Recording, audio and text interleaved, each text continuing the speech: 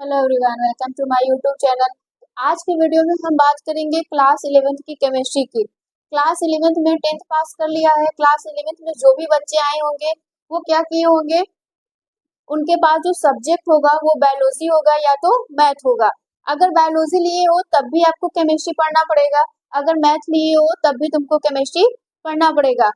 तो हमारी केमिस्ट्री में पहला चैप्टर क्या है, अब ध्यान से सुनो। जो तुम्हारी केमिस्ट्री है उसमें पूरे पूरे तुमको कितने चैप्टर मिलेंगे, 9th चैप्टर मिलेंगे। उसी में तुम्हारा ऑर्गेनिक होगा और इनऑर्गेनिक होगा। अब ऑर्गेनिक और इनऑर्गेनिक क्या होता है इसको भी बता दिया जाएगा। तो पहला चैप्टर जो तुम्हारा है कौन सा है, रसायन विज्ञान की मूलभूत अवधारणाएं। मतलब ये है कि तुम्हारा रसायन विज्ञान शुरू कैसे हुआ, उसकी क्या क्या मूल अवधारणाएं थी, यही चीजें हमें क्या करना पड़ेगा, पढ़ना पड़ेगा। तो हमारा पहला चैप्टर कौन सा है, रसायन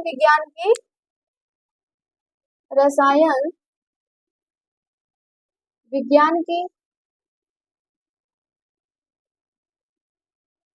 मूलभूत अवधारणाएं।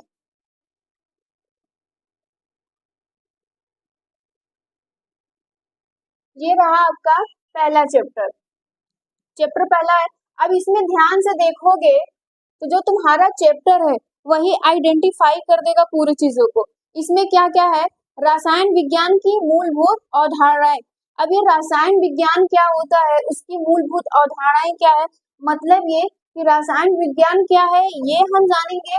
फिर उसके बाद ये जानेंगे कि इसकी मूलभूत अवधारणाएं क्या होती है। मूल का मतलब जो वास्तविक है, भूत का मतलब जो पहले से भी हुआ होगा, वास्तविक होगा पहले से भी आया होगा, उसी धारणाओं को हम लोग क्या करेंगे, डेप्थ में पढ़ेंगे। तो हमारे पास अवेलेबल टॉपिक्स क्या हो जाता है, जैसे फॉर एग्जांपल जरा समझो। अगर आप 11th में आए हो तो फिर 10th में तो सारी चीजें क्या रहती है, कंबाइन होती है। फिर यहाँ पे जैसे 11th में आते हो सब कुछ क्या हो जाता है, आपका सेपरेट हो जाता है। फिजिक्स अलग हो जाएगा, केमिस्ट्री अलग हो जाएगा, बायोलॉजी अलग हो जाएगी, समझ रहे हो। ये सारी चीजें आपकी क्या हो जाएंगी, अलग हो जाएंगी। तो तुमसे कोई भी पूछ लेगा, 11th में हो, शुरू में हो, इनिशियली हो, बिगनर पे हो, तो तुमसे क्या करेंगे, हर कोई फैमिली कोई भी मेंबर हो सकता है, फ्रेंड हो सकते हैं, कोई भी रिलेटिव होता है, वो पूछ लिया अच्छा केमिस्ट्री लिए हो तो केमिस्ट्री का बताओ क्या होता है ना। रसायन विज्ञान क्या है, भौतिक विज्ञान क्या है, जीव विज्ञान क्या है। तो खैर हम उनकी बातें नहीं करेंगे, हम पढ़ रहे हैं केमिस्ट्री तो केमिस्ट्री की बातें करेंगे। तो क्या होगा कि रसायन विज्ञान किसे कहा जाता है इसको भी बता देंगे, परेशान नहीं रहो। आपको इसमें कुछ टॉपिक हैं सिलेक्टेड हैं जो आपको पढ़ना है। पढ़ना तो हमें सारे टॉपिक है, लेकिन क्या हम कुछ सिलेक्टेड टॉपिक को चूज कर सकते हैं, यस बिल्कुल कर सकते हैं। क्यों, क्योंकि देखो 11th में आए हो, तुम थोड़े से क्या हो गए हो, हायर में क्या हुआ है कि तुम थोड़े से हायर लेवल पर आए। जब हायर में आते हो तो तुम्हारी एजुकेशन होती है वो प्रायोरिटी एक बन जाती है कि तुम क्या करोगे, आगे की चीजों को कैसे बदलोगे, तुम्हारे आइडियल क्या होंगे, तुम्हें करना क्या है, ये सारी चीजें होती है। तो अब उसमें होना क्या चाहिए कि अब मान लो तुमको क्या कह दिया जाए कि अगर तुमसे कोई पूछ लिया जाए कि तुम केमिस्ट्री लिए हो तो क्यों लिए हो, है ना, वजह भी तो पूछ लिया जाता है। अगर तुमने साइंस लिया है तो क्यों लिया है, हर एक चीज का क्या है, एक फैक्ट है, उसका क्या कुछ ना कुछ वजह है। तो क्या करोगे, अगर तुमने साइंस लिया है, मैथ हो या फिर बायोलॉजी हो, अगर मैथ हो तो क्या करोगे, इंजीनियरिंग लाइन में जाओगे, यही होता है। तुम्हारे केमिस्ट्री में यहाँ से भी क्वेश्चंस पूछे जाते हैं, बहुत बहुत बेसिक से हम लोग पढ़ेंगे और उस लेवल तक के पढ़ेंगे जहां तक अगर आप क्या करोगे, 11th 12th अच्छे से पढ़ लेते हो तो फर्स्ट अटेम्प्ट में किसी भी एग्जाम को क्या करो, अच्छे से क्वालिफाइड कर लो। क्यों, क्योंकि यहाँ से तुम्हारा नीट के जो बच्चे नीट है जो मतलब बायोलॉजी लिए हैं तो मोस्टली क्या होते हैं, मेडिकल लाइन में जाना चाहते हैं, नीट के सोचेंगे ना कि हम नीट का एग्जाम दे दे, तो वहां से भी क्वेश्चन पूछ लिया जाता है इसमें कि हमारी केमिस्ट्री से, क्योंकि देखो केमिस्ट्री हो चाहे फिजिक्स हो चाहे बायोलॉजी हो, क्वेश्चंस तो बनने ही है। बाकी केमिस्ट्री की बात करते हैं तो केमिस्ट्री के पास तुम्हारे पास क्या क्या टॉपिक होंगे। अब ध्यान से सुनो, जो तुम्हारा 9th है और जो 11th है ये एक दूसरे से क्या है, बिल्कुल कनेक्टेड है। और जो तुम्हारा 10th है वो क्या है, पूरा 12th कनेक्टेड है। तो अगर आपने 9th को बहुत अच्छे से पढ़ा है तो 11th का चीज बहुत अच्छे से समझ में आएगा। अगर तुम बेटा 10th अच्छे से पढ़े हो तो तुम जैसे ही 12th में जाओगे, बोर्ड दोगे, तब भी तुम्हें क्या होंगी चीजें, बहुत अच्छे से समझ में आएंगी। अब इसमें तुम्हें पढ़ना क्या क्या है, तुम्हारे पास पढ़ने के लिए क्या क्या है, पदार्थ की प्रकृति, पदार्थ की प्रकृति, इसके बारे में, इन सब के बारे में हम लोग डिस्कस करेंगे जो हमारे पास टॉपिक होगा। अब दूसरा क्या आता है, दूसरा आपके पास रहेगा रासायनिक संयोजन। रासायनिक संयोजन। अब देखो, पदार्थ की प्रकृति, रासायनिक संयोजन, ये सब आपने 9th में पढ़ा होगा। फिर उसके बाद आता है तीसरा, डाल्टन का परमाणु सिद्धांत। डाल्टन के परमाणु सिद्धांत कौन पढ़ा था?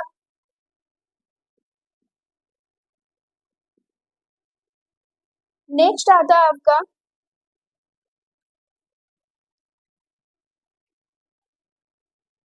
मोल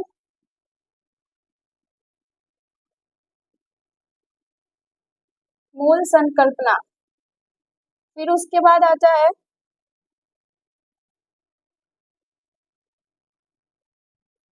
मूलानुपाती सूत्र और आणविक सूत्र।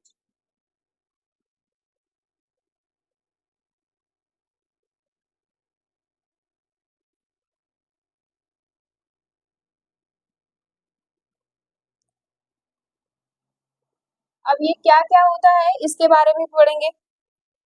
फिर 6 आता है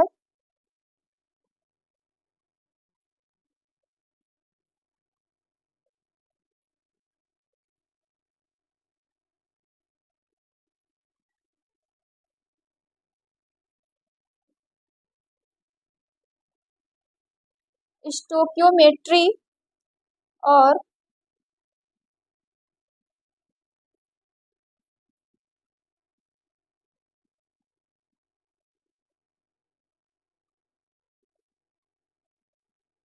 स्टोकियोमेट्रिक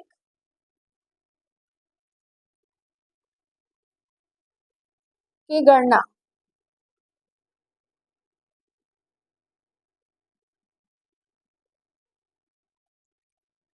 फिर नेक्स्ट जो आता है कुछ महत्वपूर्ण टॉपिक्स।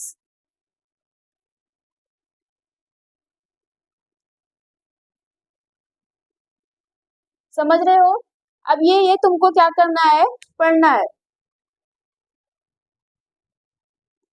अब ध्यान से देखो, तुम्हारे पास ये है, पहले चैप्टर में तुमको ये सारा सारा पढ़ना है। देख रहे हो, बहुत ज्यादा नहीं है लेकिन बहुत इंपॉर्टेंट है।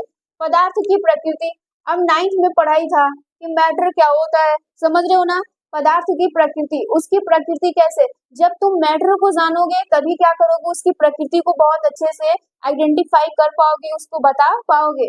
फिर उसके बाद होगा रासायनिक संयोजन। बेटा संयोजन का क्या मतलब होता है? कॉम्बिनेशन, मिलना किसी का, क्या होना, मिलना। तो यहाँ पे तुमको रासायनिक की बात कर रहे हैं, मतलब रासायनिक चीजों का मिलना।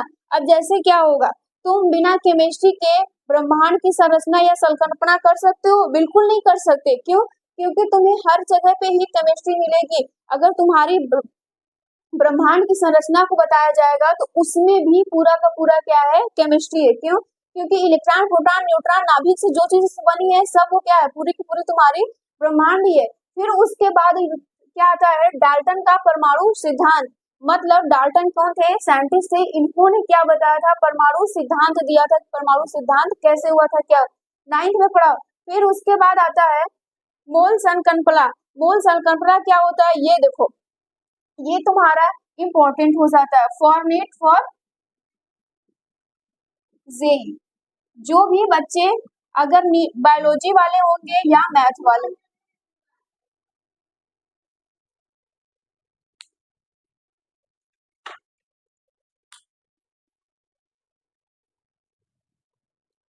अब देखो जो बच्चे क्या किए होंगे, मैथ लिए होंगे,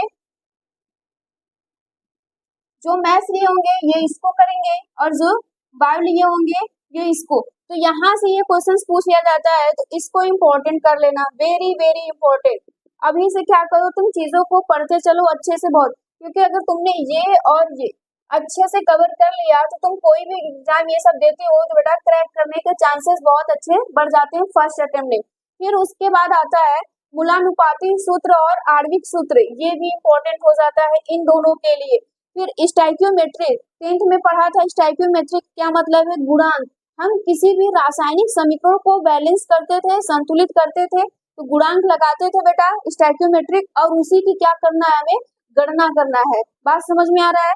फिर उसके बाद आपका कुछ इंपॉर्टेंट टॉपिक्स आएगा, जैसे मोलरिटी, नॉर्मेलिटी, ये सब जो चीजें आपको क्या करनी पड़ेगी, पढ़नी पड़ेगी यहाँ पे। तो आपको समझ में आ गया कि आपको पढ़ना क्या क्या है, क्या क्या चीजें नहीं। अब देखो जब फर्स्ट क्लास होता है तो हम क्या करते हैं, किसी के बारे में अगर अच्छे से रफली आइडिया ले लेते हैं तो हमें पढ़ने में बहुत चीजें क्या हो जाती है, आसान हो जाती है। तो इसको नोट कर लो, ये तुम्हारे पास पढ़ने, जिन बच्चों को नोट करना है वो कर सकते हैं, नहीं तो ये आपके बुक में अवेलेबल है ये सारी चीजें।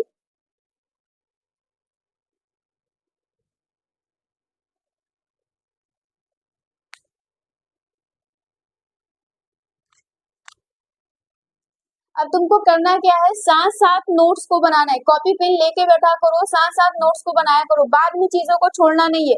तो पहला क्या हेडिंग बनाओगे, रसायन विज्ञान की परिभाषा। या आपसे रसायन विज्ञान कोई पूछता है तो क्या कहोगे, रसायन विज्ञान की परिभाषा। किसी को पता है इसमें होता क्या है, बताओ जल्दी से। रसायन विज्ञान की परिभाषा, अगर स्कूल में गए होगे तो पहला यही सिखाया गया होगा कि विज्ञान, तुम्हारा जो भी विज्ञान है, भौतिक है या फिर क्या तुमने लिया है, जीव विज्ञान लिया है, बायोलॉजी मतलब, तो उसके बाद ये सारी चीजें क्या होती है, डिस्कस की जाती है कि क्या होता है, क्या होता है, बता सकते हो।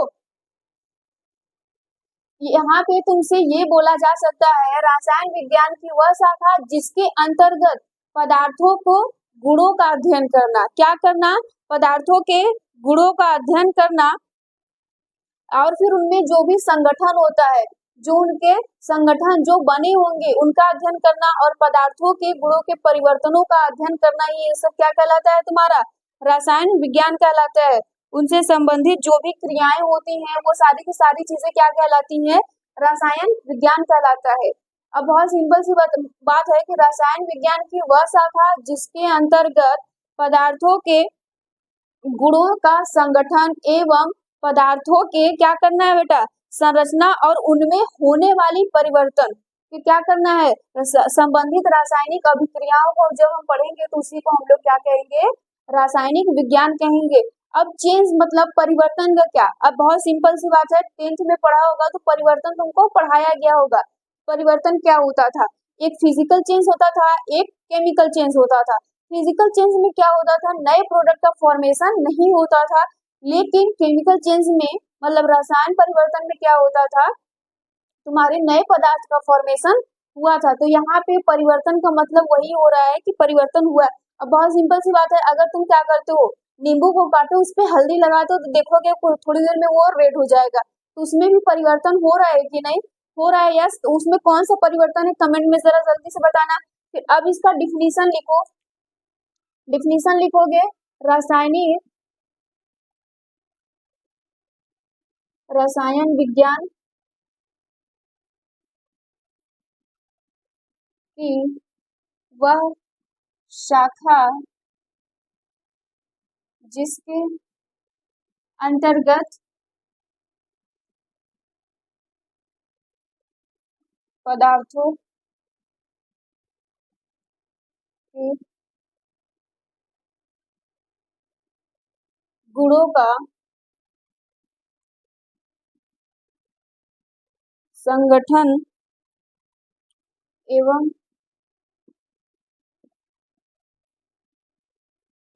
पदार्थों के क्या होगा, एवं पदार्थों की संरचना और उसमें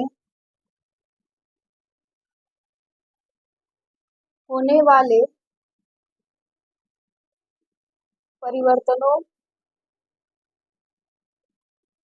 होने वाले परिवर्तनों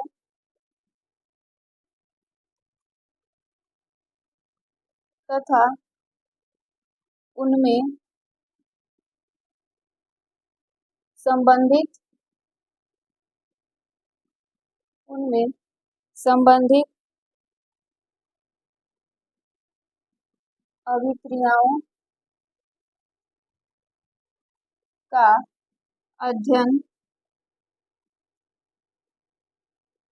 ही रसायन विज्ञान कहलाता है।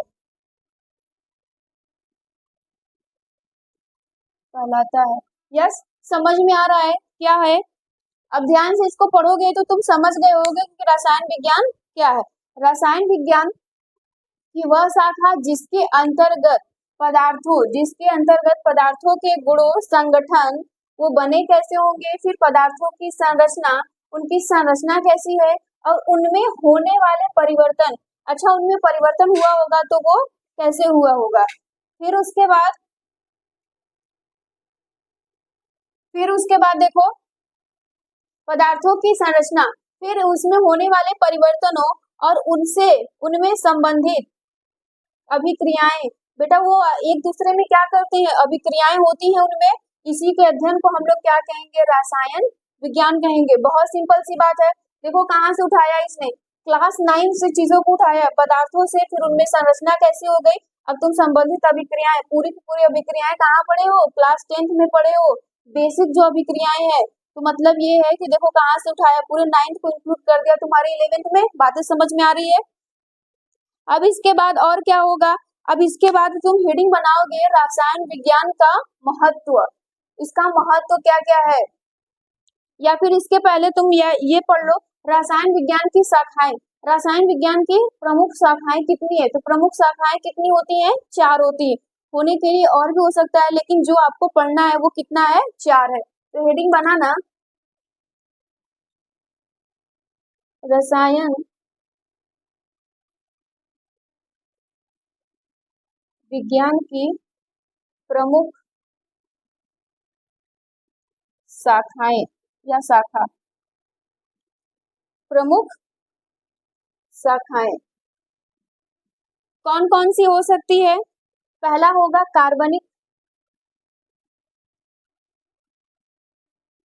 कार्बनिक, दूसरा क्या होगा, अकार्बनिक,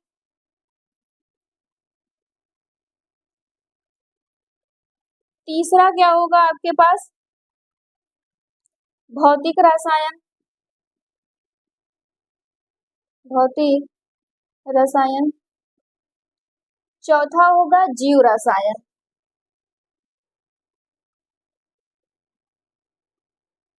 समझ में आ रहा है ना, ये सब क्या होगा, कार्बनिक, अकार्बनिक, भौतिक और जीव रसायन, ये इसके क्या है, रसायन विज्ञान की प्रमुख शाखाएं हैं। तो यहाँ तक हो गया है, तो बेटा नोट करो जल्दी से। फिर इसके बाद देखो इसका महत्व, रसायन विज्ञान का महत्व। रसायन विज्ञान का हमारे डेली लाइफ में कह लो या लाइफ में कह लो बहुत ज्यादा इंपॉर्टेंट है, डेली लाइफ में भी बहुत इंपॉर्टेंट है। कैसे, क्यों, क्योंकि हम जब पानी होता है बेटा, पानी को मेल्ट करवाते हैं, बॉयल करवाते हैं, उनमें भी क्या होता है, रसायन होता है। खाना पकाते हैं तो वो कैसे होता है, उसमें भी रसायन है। हम खाते हैं, डाइजेस्ट होता है, तो वो भी रसायन है। और ज्यादा खा लिए, बीमार हो गए, तो वो भी क्या है, रसायन है। दवा लेने जाओगे, उसका उपचार करवाओगे, ट्रीटमेंट करवाओगे, तो वो भी क्या है, ये रसायन है। तो मतलब पूरी की पूरी केमिस्ट्री का जो इम्पोर्टेंस है वो आपसे ही जुड़ा है। तो यहाँ तक चीजों को नोट करो जल्दी से। हेडिंग बनाना, रसायन विज्ञान का महत्व।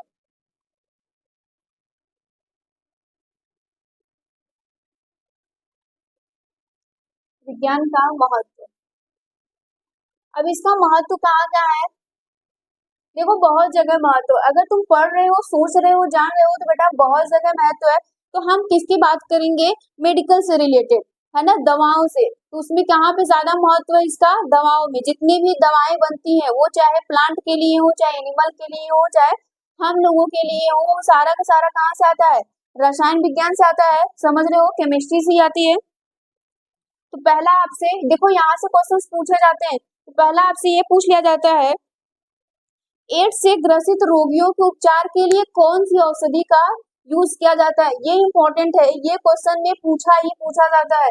तो कौन सा है, एड्स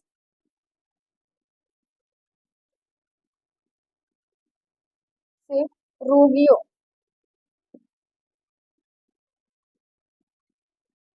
के उपचार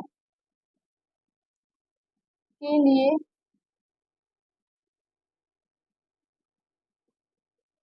कौन से औषधि का प्रयोग या उपयोग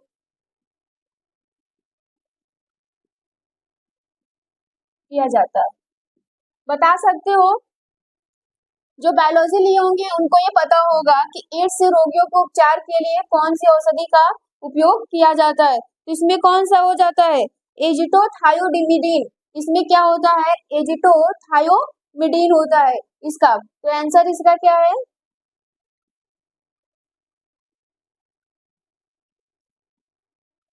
एजिटोथायोमिडीन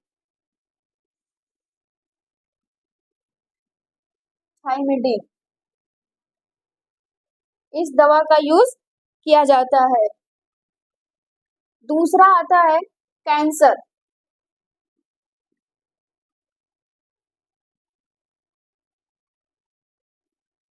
कैंसर के उपचार में काम आने काम आने वाली औषधि।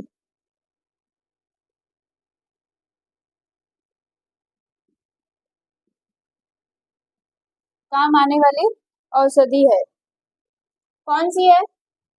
अब देखो कैंसर, कैंसर क्या है बेटा, ये बहुत बड़ी बीमारी है ना। कुछ इसका इलाज है, कुछ का नहीं इलाज है। तो हम इसको कंप्लीटली नहीं कह सकते कि इसकी पूरी की पूरी क्या है, इलाज है। इसमें कौन सी दवाओं का यूज किया जाता है, दो दवाओं का यूज किया जाता है जो इम्पोर्टेंट होता है। ये मोस्टली प्लांट से मिलते हैं और वो प्लांट होता है जनरली इधर नहीं मिल पाएंगे, वो अलग अलग मिलेंगे। तो इसके बारे में भी आपको, बायोलॉजी अगर पढ़ रहे हो तो इसके बारे में भी आपको स्टडी करवाई जाएगी। इसमें कौन सा होता है, सिस्प्लास्टिन टैक्सोल। यहाँ पे दो दवाएं होती हैं, कौन कौन, सिस्प्लास्टिन और टैक्सोल, जिसका यूज किया जाता है कहाँ पे, कैंसर के उपचार में। ये एक तरीके का कीमोथेरेपी होता है। सिस्प्लास्टिन और टैक्सोल,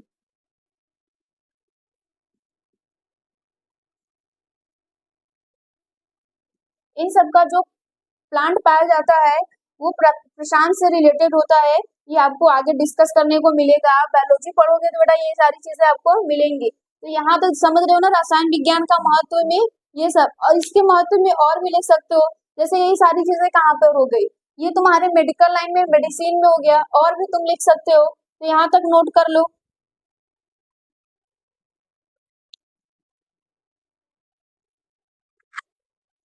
है तुम्हारा नेक्स्ट टॉपिक जो शुरू होता है वो होता है द्रव्य क्या है। बता सकते हो द्रव्य क्या है। अब कुछ बच्चे परेशान होंगे कि ये द्रव्य है कि द्रव हो। नहीं, देखो जो द्रव्य है वही क्या है, पदार्थ है। वही क्या है तुम्हारा, पदार्थ है। तो कंफ्यूजन मत होना, नाइन्थ में अच्छे से पढ़े हो तो तुम्हें क्लियर हो पाएगा कि पदार्थ क्या है, मतलब मैटर। अब ये मैटर कुछ और मत समझना, कुछ ऐसे समझेंगे कि हमारा मैटर, मैटर पदार्थ क्या है। अब बताओ द्रव्य क्या है। बचपन में ही पढ़ा था, बहुत अच्छे से पढ़ा था, नाइन्थ में अगर अच्छे से पढ़े हो तो ध्यान में होगा। हम पदार्थ किसे कहते थे, कोई भी वस्तु जिसका क्या हो, भार हो, मतलब द्रव्यमान हो, और उसका क्या हो बेटा, वो स्थान घेरता हो, एरिया को क्या करता है, ऑक्युपाई करता है, स्पेस कवर करता है, उसी को तो हम लोग कह रहे थे पदार्थ। बहुत सिंपल सी बात है, किसे कह रहे थे, वह पदार्थ जो क्या हो, स्थान घेरे, और उसके पास क्या हो, आयतन हो, सॉरी द्रव्यमान हो, उसे हम लोग क्या कहेंगे, पदार्थ कहेंगे।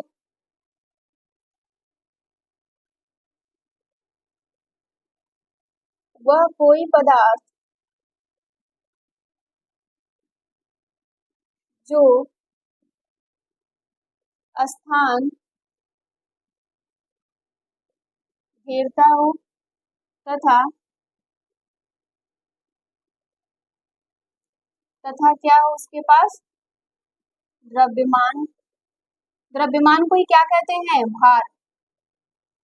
द्रव्यमान हो उसे पदार्थ कहते हैं। यस, बिल्कुल यही कहते हैं।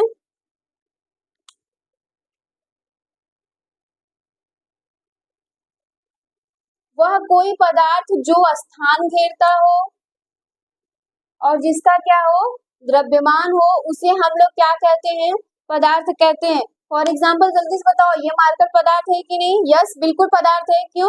क्योंकि इसने कुछ स्थान घेरा है। अगर मैं इसको कहीं पर भी रखूंगी तो ये स्थान घेरेगा। अगर इसको मैं वेटिंग मशीन, वेट करने वाले मशीन पे इसको रखा जाएगा तो इसका कुछ न कुछ क्या आएगा, वेट आएगा।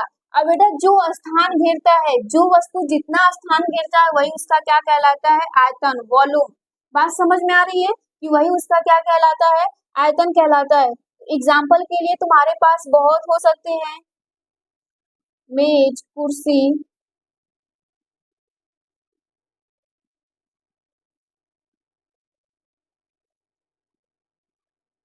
मार्कर हो गया, और भी बहुत सारे एग्जाम्पल है। तुम्हारे आसपास जो भी चीजें सब दिखाई दे रही हैं वो क्या हो जाता है, सब क्या है बेटा, सब के सब क्या है, पदार्थ है। सब सब क्या है, मैटर है। क्लियर हो पा रहा है? तो ये होना क्या चाहिए उनके पास, वो स्पेस को ऑक्युपाई करे, मतलब स्थान घेरे। उनके पास क्या होना चाहिए, मास होना चाहिए, द्रव्यमान होना चाहिए, तभी तो वो क्या कहलाएंगे, पदार्थ कहलाएंगे। यस। फिर उसके बाद आपकी दूसरी हेडिंग आती है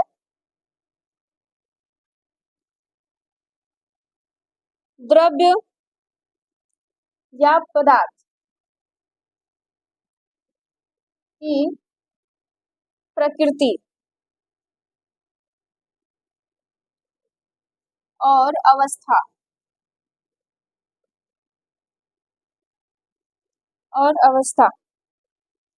अब सिंपल सी बात है, ये तुमने पढ़ा था, 9th में पढ़े हो। अब देखो, द्रव्य द्रव्य जो तुम्हारा वही पदार्थ है। पदार्थ की प्रकृति और अवस्था पूछ लिया गया था। प्रकृति, उसकी प्रकृति कैसी है, वो बना कैसे है, फिर उसके बाद उसकी अवस्थाएं कैसी है, स्टेट ऑफ मैटर पढ़ाया गया था। तो 5 होते हैं जनरली। कितने होते हैं, 5 होते हैं, लेकिन आपको पढ़ना कितना है, 3। कौन कौन, ठोस, द्रव और gas, solid, liquid and gas, यही चीज पढ़ना है। तो पदार्थ की प्रकृति में क्या होता है, पदार्थ किससे मिलके बना है, प्रोटॉन, न्यूट्रॉन और क्या होगा, इलेक्ट्रॉन, ये सारे क्या है, उनकी प्रकृति है। और पदार्थ की अवस्थाएं कितनी है, तो कितनी अवस्थाएं हैं, 3। ठोस, दूसरा द्रव, तीसरा कौन है, गैस,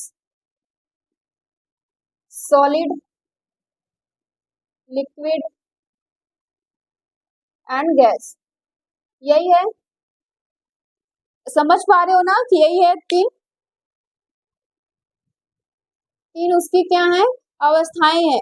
अब 3 अवस्थाएं हैं तो उनमें होगा क्या, क्या क्या उनमें पाया जाएगा, क्या नहीं पाया जाएगा, इसके बात पे हम डिस्कस करेंगे। अब ध्यान से सुनो, अगर तुमसे कोई पूछ लेता है कि ठोस क्या है तो कैसे बताते हो, ठोस क्या है, अगर बोला जाए कि पदार्थ की कितनी अवस्थाएं, 3, बिल्कुल। कौन कौन, ठोस, द्रव और गैस। अगर पूछा जाए कि बताओ ठोस क्या है, सॉलिड स्टेट क्या है, तो कैसे बोलोगे, बोलोगे कि वह पदार्थ जिसका आकार और आयतन क्या होगा, निश्चित होगा, मतलब डिफिनिट शेप एंड वॉल्यूम होगा, उसी को हम लोग क्या कहते हैं, ठोस कहते हैं। बिल्कुल। तो यहाँ पे आप लिखोगे निश्चित। तुम अपने से अच्छे से लिख सकते हो, लेकिन ये जानने के लिए मैं बता रही हूँ। निश्चित क्या होगा उनका, आकार और आयतन।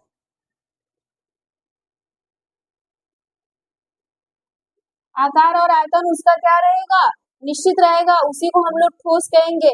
मतलब आप जहाँ पे भी हो, आपके आसपास क्या होंगे, बहुत सारी चीजें सॉलिड में होंगी, तो उनका आकार निश्चित होगा। अब ऐसा देख रहे हो इस मार्कर को, ये मार्कर कौन सा है, पदार्थ की किस अवस्था क्या है, बताओ जल्दी से, ठोस। यस, बिल्कुल ठोस है। फिर अगर मैं इस मार्कर को कहीं पर भी रखूं, या अपने हाथ में लूं या कहीं पर रखूं, इसका जो आकार है वो वही रहेगा, बिल्कुल भी नहीं बदलेगा। इसका मतलब ये है कि ये सिलेंड्रिकल है तो ये सिलेंड्रिकल ही रहेगा।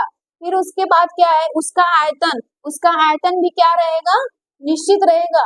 आयतन मतलब उसने जो स्थान घेरा है जितना, वो उसका निश्चित रहेगा, बदलेगा नहीं। ऐसा नहीं है, देखो मैंने अपने पाम पे लिया, मतलब अपने हथेली पे इसको लिया तो इसने इतना स्थान घेरा है। अब ऐसा नहीं है कि मैं इसको टेबल पे रखूंगी तो इतना बड़ा स्थान घेरेगा, ऐसा ये बिल्कुल भी नहीं होगा। फिर उसके बाद हम द्रव किसे कहते थे बेटा, जल्दी से बताओ, द्रव किसे कहते हैं, ये बड़ी नालायक तरीके की है, इसको कह सकते हो एक टाइप का चुगलखोर। अब इसको याद करने के लिए कह रहे हैं, अब ऐसा नहीं है कि तुम अपने एग्जाम में लिखोगे कि नालायक है चुगलखोर, ऐसे नहीं। अब बहुत सिंपल सी बात है बेटा, इसका आकार क्या रहेगा, निश्चित नहीं रहेगा, अनिश्चित।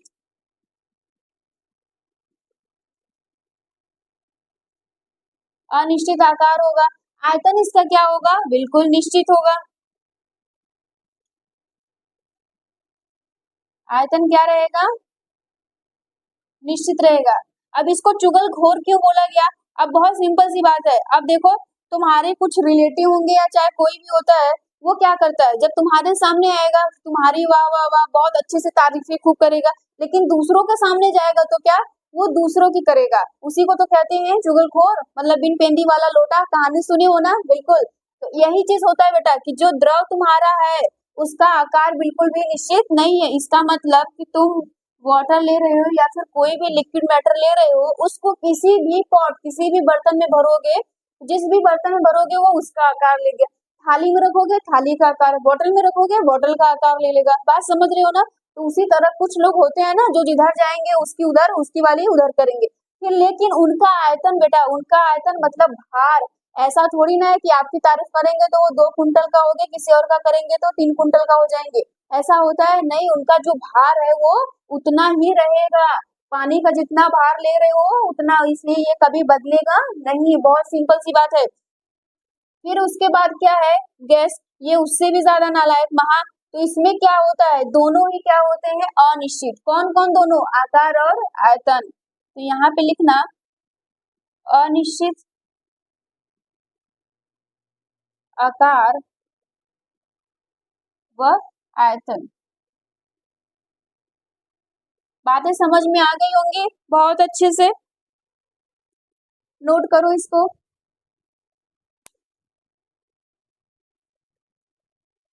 चलो यहाँ पे अवस्थाएं हैं जो मैंने उसको बांट दिया, यहाँ पे लिखा ठोस, चलो नहीं इधर ही लिख देते हैं, यहाँ पे लिखा है ठोस, यहाँ लिखा है द्रव, इधर गैस। अब इसको तुम आइडेंटिफाई कैसे कर लोगे, आइडेंटिफाई करने के लिए पहला हम इसका देते हैं क्या, जल्दी से बताओ, कणों की स्थिति। अगर मैं यहाँ पे बोलूं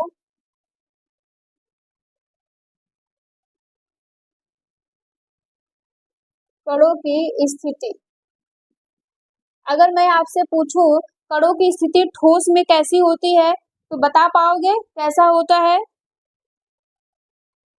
क्या होगा, निश्चित होगा। कणों की स्थिति क्या रहती है इसमें, निश्चित रहती है, तो यहाँ पे आप लिख सकते हो निश्चित, समझ रहे हो। फिर इसके बाद इसमें क्या होता है, निश्चित होता है, बिल्कुल नहीं, अनिश्चित होता है। यहाँ पे बताओ, यहाँ पे भी निश्चित नहीं होता, यहाँ पे भी ऐसे कर सकते हो।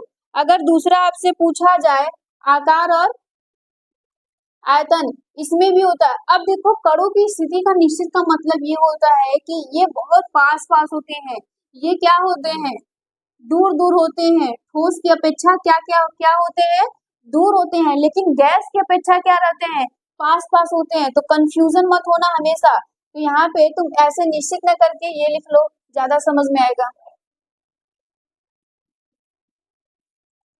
पास पास होते हैं। अब अगर तुम इसको यहाँ पे लिखोगे तो इसको क्या लिखोगे, ठोस की अपेक्षा, ठोस की अपेक्षा कम, ठोस की अपेक्षा ये कम होते हैं, लेकिन गैस की अपेक्षा ज्यादा, लेकिन गैस की अपेक्षा ज्यादा, पास पास होते हैं, ठोस की अपेक्षा ये कम रहेगा लेकिन गैस की अपेक्षा ज्यादा। ये बेटा क्या रहेगा, एकदम इन सबसे अलग, इनके क्या होते हैं, बहुत दूर दूर होते हैं, तो आप लिख सकते हो दूर दूर होते हैं। अब आता है इनका दूसरा क्या आता है, आकार व आयतन। बता सकते हो क्या होगा? इसमें निश्चित होता है, इसमें क्या होता है? आकार क्या रहता है? अनिश्चित, आयतन निश्चित। तो लिख लो, आकार अनिश्चित तथा आयतन निश्चित। अब नेक्स्ट इसमें क्या आता है? इसमें दोनों ही क्या रहते हैं? अनिश्चित होता है। तीसरा आपसे क्या पूछ लिया जाएगा? आकर्षण। आकर्षण बताओ जल्दी से। आकर्षण बहुत सिंपल सी बात है। अब जो तुम्हारे मित्र होंगे, जो तुम्हारे फ्रेंड होंगे बेटा, अगर उनका घर और तुम्हारा घर पास पास होगा तो आकर्षण बढ़ जाएगा। बहुत सिंपल सी बात है। मतलब ये कि ठोस में आकर्षण क्या होगा?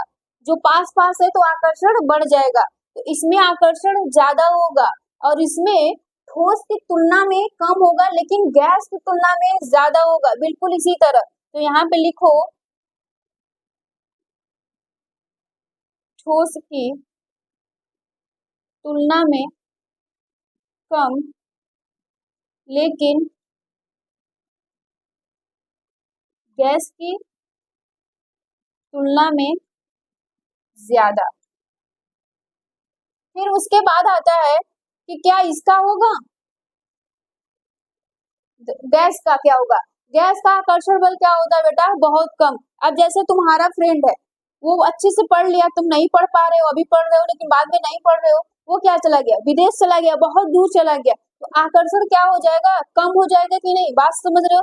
या सिंपल सी बात है, जो भी तुम्हारे फ्रेंड बहुत दूर होंगे, उनका घर दूर होगा, तो आकर्षण क्या होता है? उनका कम हो जाता है, उनसे संपर्क क्या हो जाता है? कम हो जाता है। तो यहाँ पे आकर्षण क्या होता है? बहुत बहुत कम होता है। क्लियर हो पा रहा है? चीजों को समझ पा रहे हो ना? अब इसके बाद हम लोग पढ़ेंगे पदार्थ का वर्गीकरण या द्रव्य का वर्गीकरण। तो यहाँ तक नोट करो बहुत जल्दी। हेडिंग बनाना,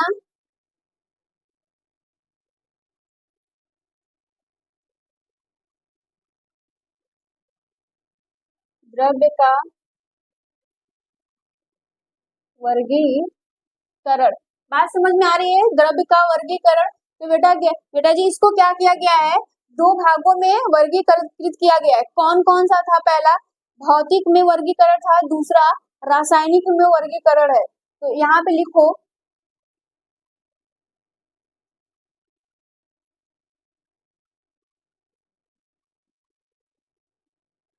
भौतिक वर्गीकरण, दूसरा लिखना रासायनिक वर्गीकरण।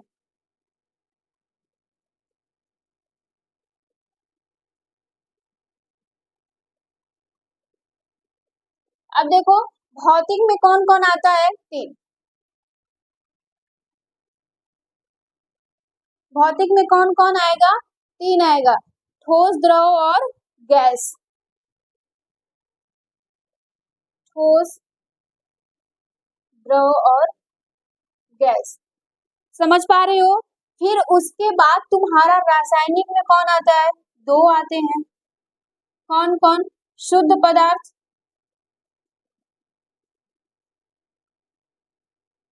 और दूसरा आता है मिश्रण। शुद्ध आता है और मिश्रण। ये शुद्ध फिर दो भागों में बट जाता है। कौन कौन? तत्व एवं यौगिक।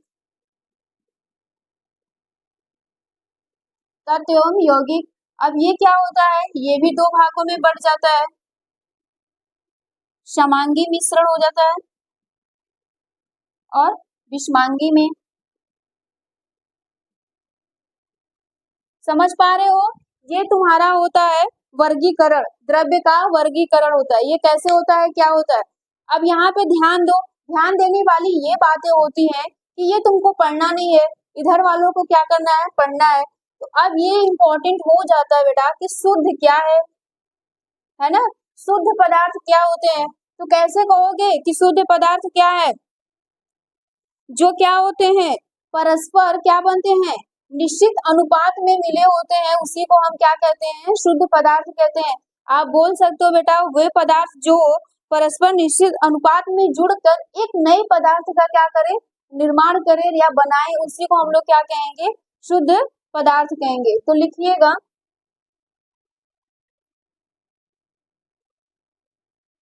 अब यहाँ पे हम लिख रहे हैं, यहीं पे तुम लोग लिखना, हेडिंग बनाना शुद्ध पदार्थ।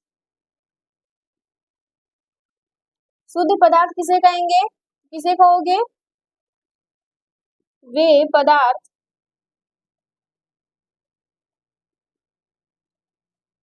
जो परस्पर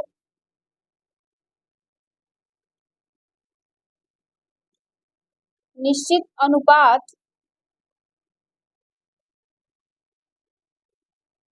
में जुड़कर नए पदार्थ का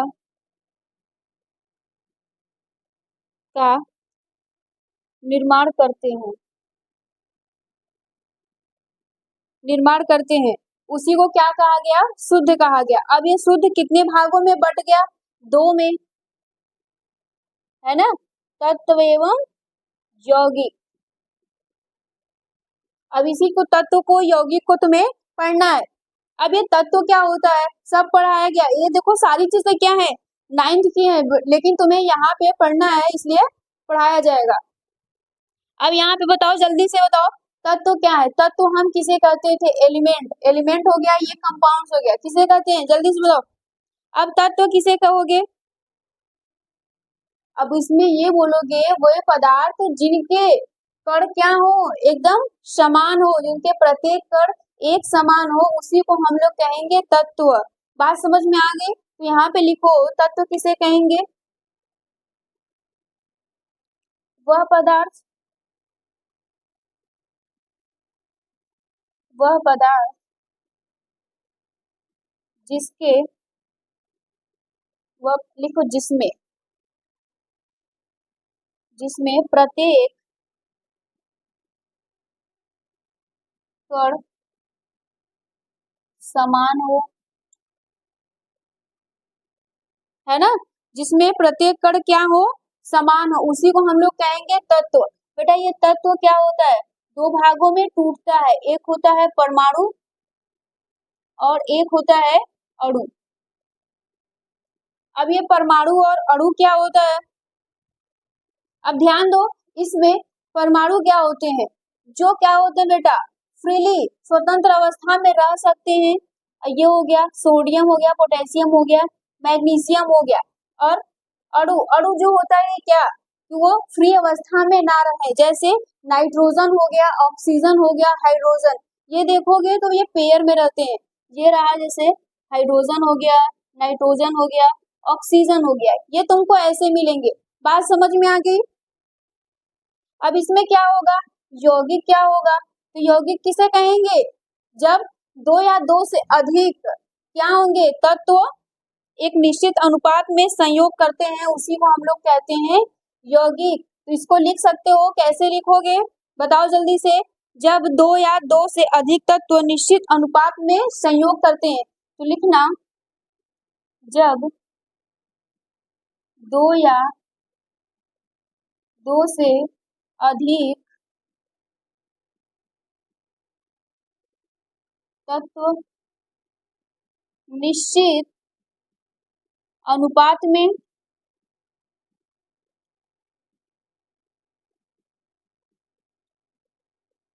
संयोग करते हैं, क्या करते हैं बेटा, निश्चित अनुपात में ये संयोग करते हैं, उसी को हम लोग कहते हैं एग्जाम्पल के लिए क्या लिखोगे, वाटर, वाटर क्या होता है, उसका फॉर्मूला H2 होता है ना, यही होता है वाटर। देख रहे हो इसमें कई सारे तत्व हैं, इन्हीं से मिलके बना है। एग्जाम्पल के लिए वाटर हो गया, कार्बन डाइऑक्साइड होता है, कार्बन डाइऑक्साइड में किससे किससे मिलके बना होता है, कार्बन और ऑक्सीजन से मिलके बना होता है। और भी बहुत सारे हो सकते हैं, बेकिंग सोडा जो हम लोग खाते हैं वो किससे मिलके बना है, सोडियम, हाइड्रोजन और कार्बन और ऑक्सीजन, इन्हीं सब से ये मिलकर बना है। चीजें क्लियर हो पा रही है? नोट करो।